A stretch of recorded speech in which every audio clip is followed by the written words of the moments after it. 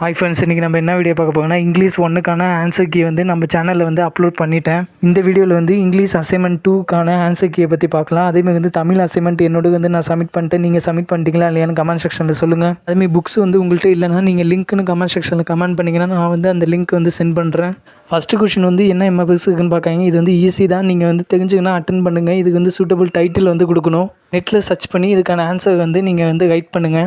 Second question வந்து SQ3R டெக்னிக்கலை பற்றி கேட்டிருக்காங்க. இதுக்கு வந்து ஆன்சர் வந்து நான் புக்கில் ஷோ பண்ணி காட்டுறேன் உங்களுக்கு. இது வந்து சாப்டர் 10ல் வந்து இருக்குது. 10th யூனிட்டில் வந்து கொடுத்துருக்காங்க இதுக்கான ஆன்சருக்கு. 10th யூனிட்டில் 10.1 பார்த்தாலே உங்களுக்கு தெரியும். இதுலேருந்து நீங்கள் வந்து 4 or 5 பேஜ் வந்து எழுதினா போதும். இதில் 3 கொஷின் கொடுத்துருப்பாங்க. அசைன்மெண்ட்டில் நீங்கள் ஒரு கொஷின் வந்து ஆன்சர் எழுதினா போதும்.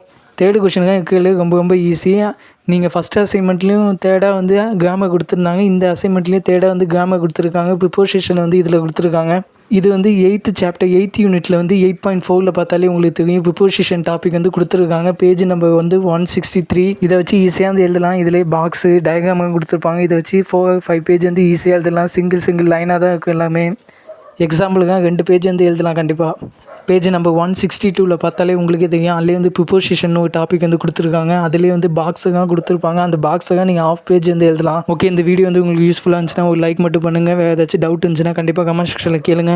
நீங்கள் தமிழ் அசைன்மெண்ட்டை ரைட் பண்ணி யூனிவர்சிட்டிக்கு சப்மிட் பண்ணிட்டீங்களா இல்லையான்னு வந்து கமெண்ட் செக்ஷனில் சொல்லுங்கள். நெக்ஸ்ட் என்ன சப்ஜெக்ட்டுக்கு ஆன்சர் கீ வேணும்னு சொல்லுங்கள். இதே இம்பார்ட்டன்ட் அப்டேட்டுங்க நம்ம சேனல் சப்ஸ்கிரைப் பண்ணி வச்சுங்க. ஓகே பாய், நெக்ஸ்ட் வீடியோவில் வந்து பார்க்கலாம்.